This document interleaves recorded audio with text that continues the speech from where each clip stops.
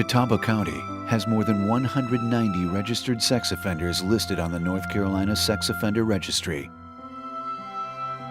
DSS receives more than 2,500 reports of alleged child abuse and neglect annually. The Children's Advocacy Center annually interviews over 170 victims of alleged child sexual or serious physical abuse. 80 to 90% of child victims suffer from depression, post-traumatic stress disorder, and anxiety. The Children's Advocacy Center is a child-focused and family-friendly place for young victims. Since 1998, the center has aided in the intervention and recovery process of those in need. From the first report of child sexual abuse and neglect, the CAC is there to provide the comfort and support our children need when they are robbed of their innocence. A network of professionals forms a multidisciplinary team, sharing resources to bring hope and healing to victims and their loved ones. Mostly with kids, they want to know that they're okay, that their body's okay, that people can't see, by looking at them, that something has happened to them like this, and just talk about how no one can tell unless they share it with somebody, and that and just introduce them to the people who are going to help them to feel better about their body, introduce them to the nurse, introduce them to the mental health therapists that are going to help them through the process. For victims of sexual abuse, a safe haven is the starting point for rebuilding trust and being able to open the lines of communication. We strive to lessen the stress that falls under the cloud of abuse. With professionals from the District Attorney's Office, law enforcement, child protective services, medical and mental health services coming together, we can share resources and make the process for victims easier. They don't have to tell their story over and over again, which can be traumatic. Prior to any CAC involvement, you might have a child that's been interviewed 4 or 5 times.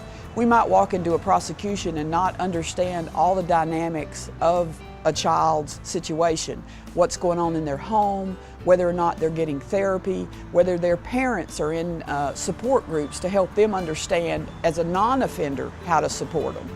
And so the CAC has been a major key into pulling that all together so that the victim gets all the services and there's more of an understanding from our perspective of all the facets of the child prior to them stepping into the courtroom. Our facility is equipped with special resources to make the process more comforting for all those involved. We even provide medical exams on site by specially trained nurse practitioners to alleviate the anxiety victims may have from visiting the hospital.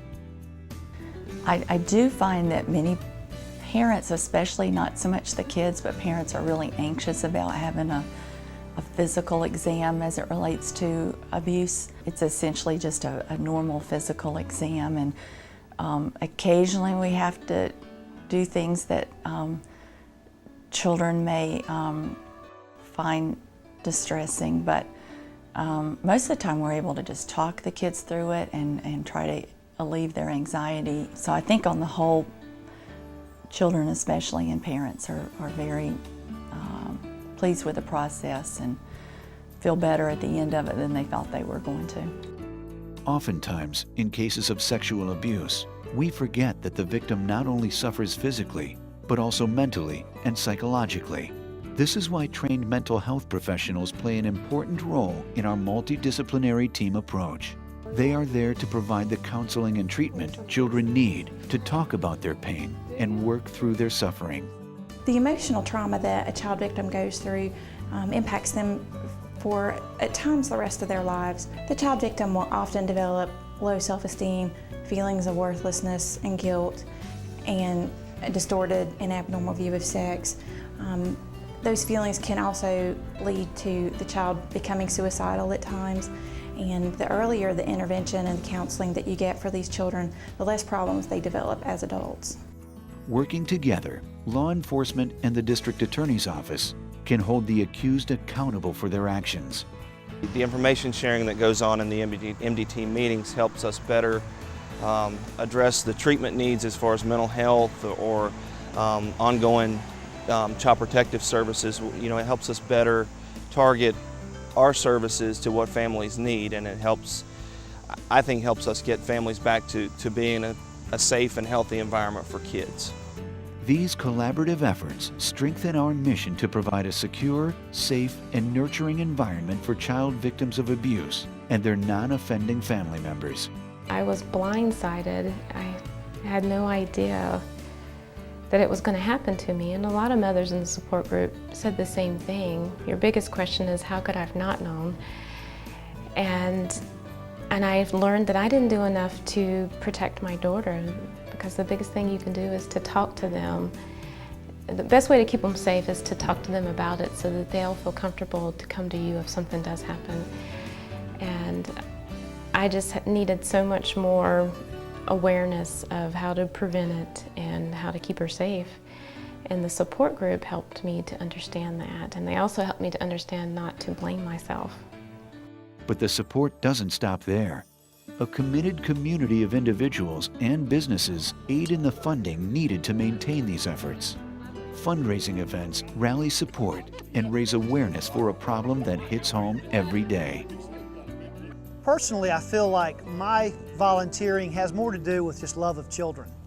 And when you get involved with the Children's Advocacy Center and children who are suffering from alleged sexual abuse, it really does tug at your heart.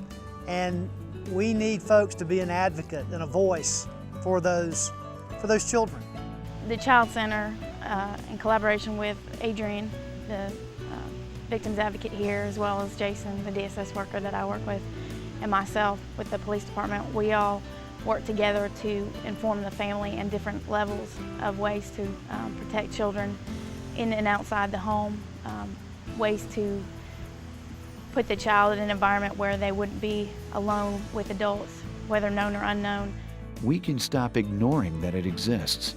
We can commit to caring and advocating for the countless child victims of Catawba County. We encourage and challenge you to join us in these efforts. Together, with your continuous support, we can help the children who need us most.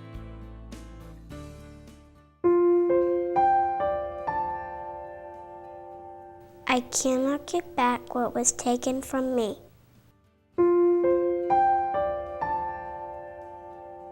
And I cannot forget what I did not want to see.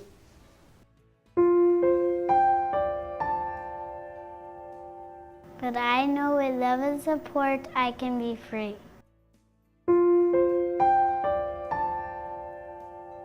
So help bring back the child that still lives inside of me.